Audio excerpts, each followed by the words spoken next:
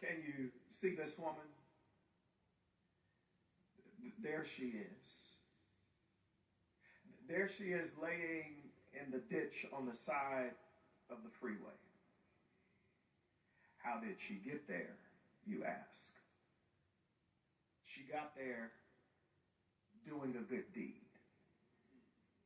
She saw two hitchhikers and thought to be a good Samaritan, and so she pulled over on this July day and offered them a ride to the next exit.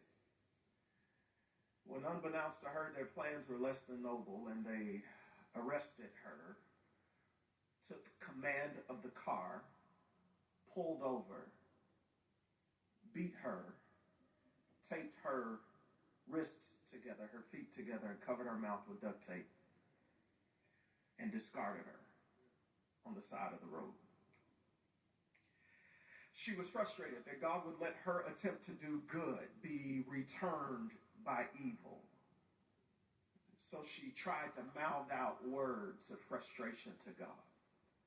To make matters worse, or to add insult to injury, it was one of the hottest days of the year, and she began to sweat profusely. The grass is tall, the insects are moving around, she doesn't know how she's going to get out. And on this bright, sunny, hot afternoon, she feels it. There it is. You could almost hear it like pluckets, drops of rain start to fall on her in that ditch on the side of the road.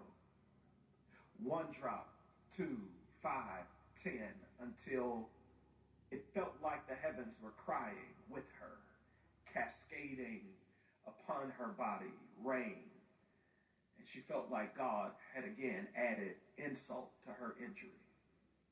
Until the water began to puddle around her, and she discovered that she was able to, because of the water, move her hands within the grip of the tape. She was able to ease herself, to loosen the adhesive, and to pull her hands free, and then release her feet and to open her mouth. It turns out that the rain she felt was an insult was actually a means for her deliverance. That because the rain began to fall from that sky, she was able to free her hands. She came to discover what I want to simply say to you tonight. Friends, every time God sends rain, it doesn't mean he's abusing you. It doesn't even mean that he's frustrated with you.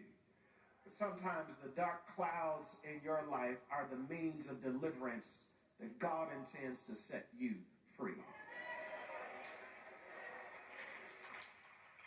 Aside from the truthfulness of that story, if you just think that that's a good way to introduce a sermon, you've not read the book of Lamentations.